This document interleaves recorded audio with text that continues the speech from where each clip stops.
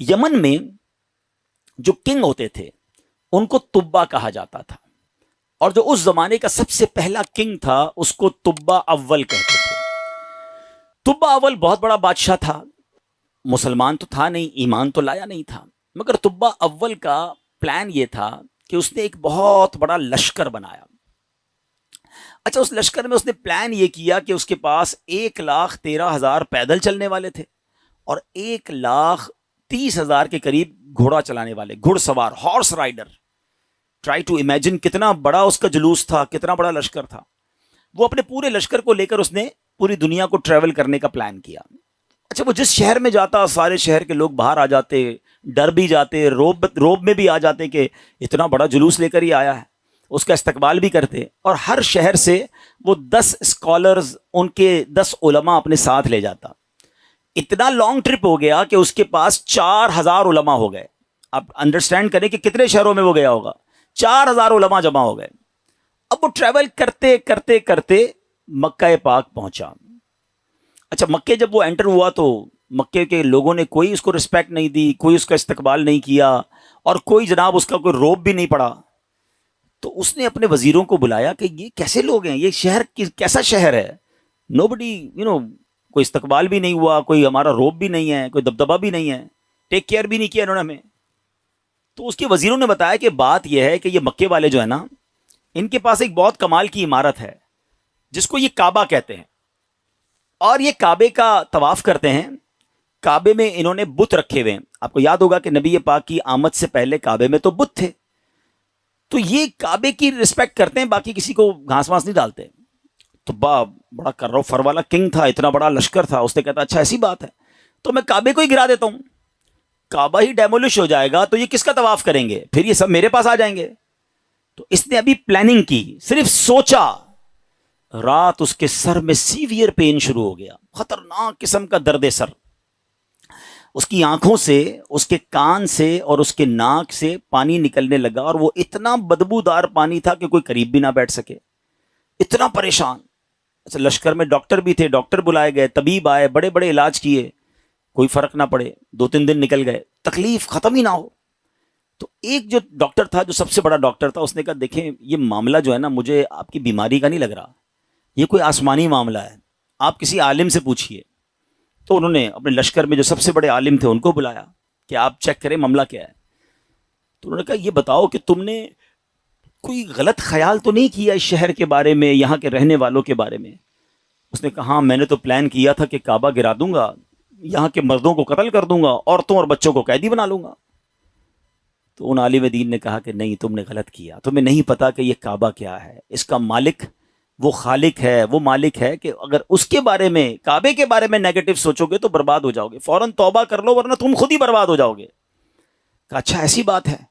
تبا نے توبہ کر لی، جیسے ہی توبہ کی تو اس کا سارا درد ختم ہو گیا، وہ فریش ہو گیا، اس کی طبیعت ٹھیک ہو گئی۔ تو اب اس نے دین ابراہیمی اختیار کر لیا، اللہ پر ایمان لایا، اور اس زمانے میں حضرت ابراہیم کا دین چل رہا تھا، ابھی نبی پاک تو آئے نہیں تھے، اس نے دین ابراہیمی ایکسیپٹ کیا اور اس نے اللہ پر ایمان لے آیا۔ اچھا، اب وہاں سے پھر لشکر آگے چلا، اور چلتے چلتے چلتے ایک ایسی بستی میں پہنچا جہاں کھجور کے درخت تھے، بڑی خوشگوار وادی تھی، اور وہاں انہوں نے پڑاؤ ڈالا۔ اچھا، اس لشکر میں جو علماء تھے انہوں نے اپنی کتابیں نکالی، ان کے پاس آسمانی کتابیں تھیں، وہ پڑھتے گئے اور کہنے لگے یہ تو وہی جگہ ہے جہاں ہماری کتابیں بتاتی ہیں جہاں اللہ کے آخری نبی ہجرت کر کے آئیں گے۔ یعنی اس کا مطلب وہ ڈھونڈتے ڈھونڈتے آج کے مدینے میں پہنچ گئے تھے، جس کو آج ہم مدینہ کہتے ہیں نا، یہ وہاں پہنچ گئے تھے۔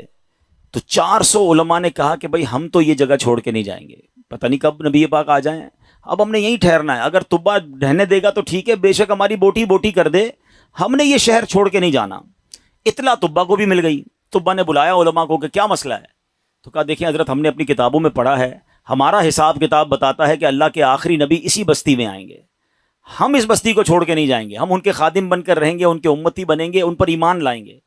اچھا، تبا بھی 2-4 دن پہلے ہی یا کچھ دنوں پہلے ہی مکے کی تعظیم سمجھ چکا تھا، اللہ پر ایمان لا چکا تھا، تو اس نے کہا اچھا ایسی بات ہے تو میں بھی رک جاتا ہوں۔ اس نے کیا کیا، 400 علماء کے لیے 400 گھر بنائے، ان 400 علماء کی شادیاں کروائیں، ان کو خوب مال و دولت بھی دیا۔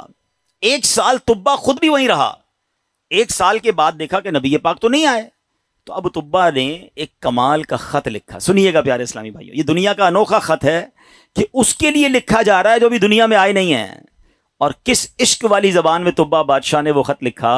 اس نے لکھا کہ اس اللہ کے نام سے شروع جو عالمین کا رب ہے, میں جناب رسول اللہ صلی اللہ علیہ وسلم کی بارگاہ میں طبا اول حمیری سلام پیش کرتا ہوں, اور میں آقا علیہ الصلوۃ والسلام کی بارگاہ میں عرض کرتا ہوں کہ حضور اگر میں نے آپ کا زمانہ پا لیا تو میں آپ کی خدمت کروں گا, آپ پر ایمان لاؤں گا, آپ کی سنت پر عمل کروں گا, جو آپ کتاب لے کر آئیں گے میں اس پر بھی عمل کروں گا, اور حضور اگر میں پھر بھی آپ کا زمانہ نہ پا سکوں تو مجھے اپنی غلامی میں قبول فرمائیے, اور قیامت کے دن میری شفاعت فرمائیے گا, مجھے بھول نہ جائیے گا. بڑا کمال کا عشق والا اس نے خط لکھا.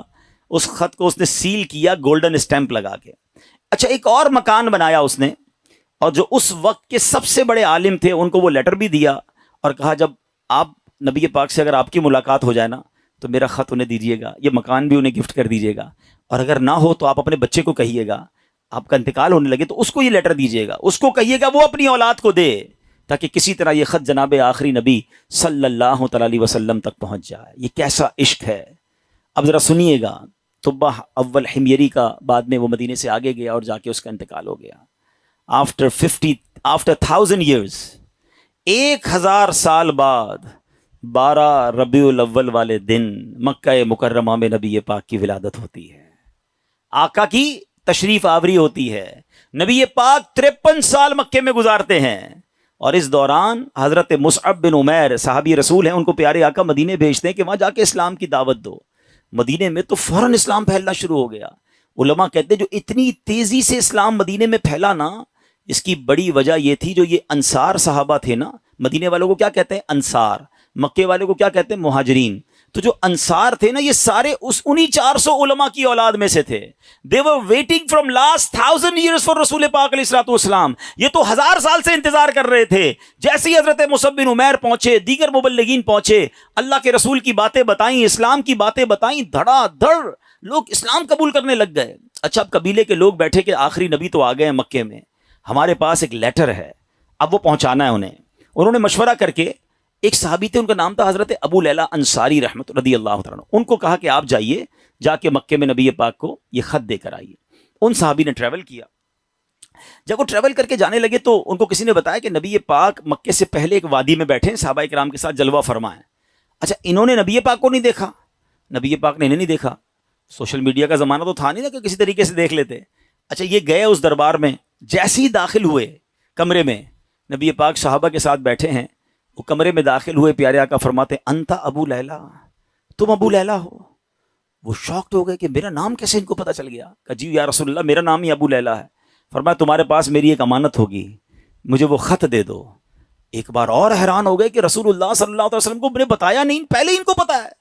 نبی پاک نے وہ خط لیا, سیدنا ابو بکر صدیق کو وہ خط دیا اور کہا ابو بکر پڑھو. اب بھرے دربار میں وہ عشق والا خط پڑھا گیا. طبا اول حمیری کا وہ عشق کی جو لیٹر تھا وہ پڑھ کر سنایا گیا کہ حضور میں آپ کا امتی, میں آپ کا غلام, مجھے قیامت کے دن بھولیے گا نہیں.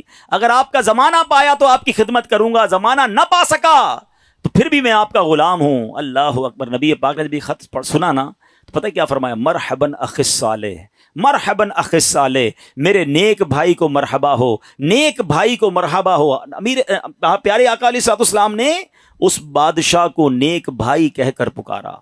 اچھا, اب ابو لیلہ انصاری تو حیران پریشان, نبی پاک پر کلمہ پڑھا, مسلمان ہوئے کہ ان کو مجھ سے پہلے پتا ہے کہ یہ میرے دل میں کیا ہے اور میں کیا لے کر آیا ہوں. واپس گئے, اپنے شہر والوں کو بتایا کہ بھائی میں تو ان سے مل کر آیا ہوں جو تو غیب کی خبریں دیتے ہیں. اچھا, بہرحال اب نبی پاک نے مکے سے مدینے سفر اختیار کیا.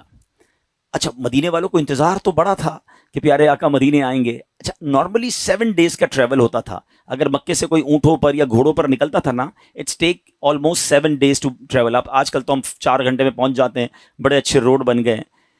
اب نبی پاک جب روانہ ہوئے تو وہ نیوز مل گئی مدینے والوں کو, لیکن آپ کو پتا ہے کہ وہ ہجرت کا سفر ایب نارمل سفر تھا, نارمل سفر نہیں تھا. بڑے پرابلمز تھے, بڑے ہرڈلز تھے. 3 دن 3 راتیں تو نبی پاک کو غار ثور میں رہنا پڑا. راستے میں مکے کے لوگ انٹرسیپٹ کرنے پہنچے ہوئے تھے. تو اب مدینے والے سمجھ رہے تھے کہ 7ویں دن نبی پاک آ جائیں گے. وہ ڈیلی مدینے کے گیٹ پہ جا کے کھڑے ہو جاتے کہ نبی پاک آ جائیں گے. صبح جاتے, ویٹ کرتے, دوپہر ہوتی تو واپس آ جاتے. اگلے دن پھر صبح جا کے کھڑے ہو جاتے. روز استقبال کی تیاریاں ہیں. اچھا آپ کو معلوم ہے نبی پاک علیہ الصلوۃ والسلام کس دن مدینے میں داخل ہوئے؟ کافی دن لگے، مگر سرور کائنات صلی اللہ تعالیٰ علیہ وسلم جس دن مدینہ منورہ میں صحابہ کے جھرمٹ میں داخل ہوئے نا، وہ دن 12 ربیع الاول کا دن تھا۔ ہاں وہ دن بھی برتھ ڈے آف رسول پاک علیہ الصلوۃ والسلام تھا۔ سبحان اللہ، اللہ کی شان دیکھیں کہ ربیع الاول کا 12 ربیع الاول کا جو جلوس ہے، کچھ لوگوں کو کنفیوژن ہوتی ہے۔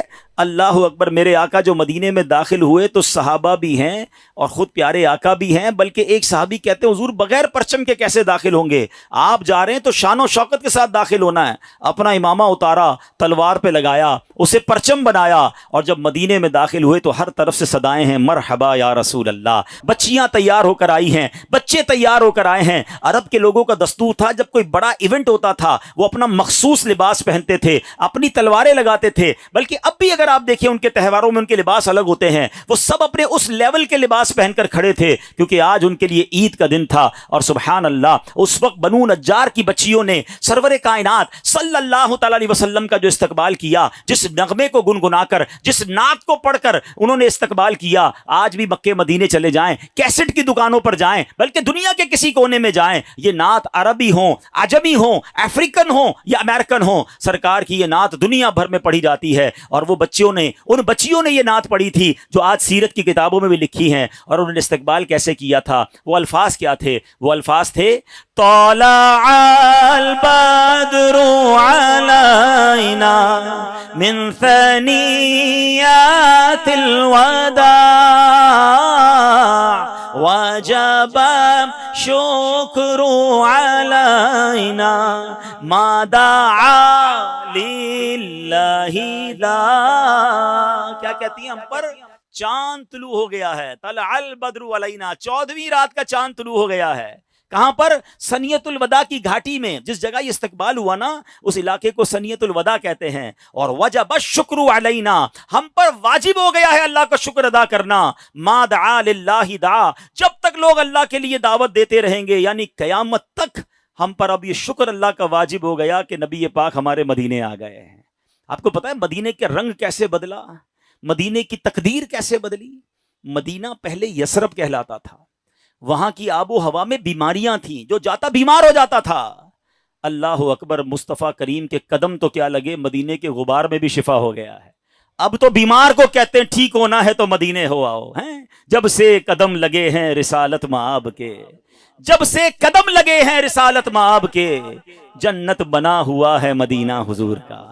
کیا قدم لگے میرے آقا کے، بھاگ ہی جاگ گئے مدینے والوں کے۔ اچھا اب پیارے آقا جب مدینہ شریف میں انٹر ہوئے نا، everybody want to welcome and everybody want to host him، ہر بندہ چاہ رہا تھا کہ نبی پاک ہمارے گھر آ جائیں، کیونکہ اشتیاق بہت تھا، تڑپ بہت تھی۔